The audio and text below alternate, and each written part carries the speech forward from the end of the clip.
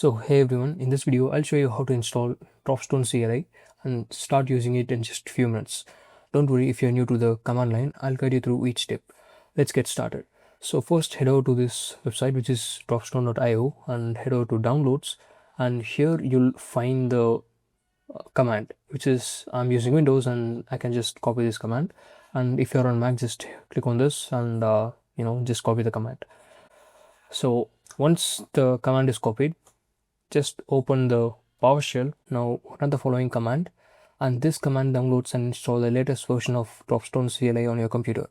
It works on Mac, Linux and other supported platforms. Now, how do I open Dropstone in a specific project? It's pretty simple. Just navigate to the folder that contains your project and just open the terminal or command line from there and just run Dropstone. If you're struggling with that, just open your VS Code and you can run Dropstone from there. So the first time you launch Dropstone, it will ask you to sign into your account, follow the instructions in your browser to complete the sign-in process. After that, you'll return to the terminal automatically. So that's it.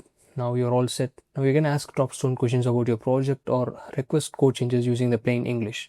For example, add a login page or fix the authentication bug or create a README file, etc. So Dropstone will understand your request, inspect your project and help you complete the task. And that's it. I'll catch you guys in the next video. Peace.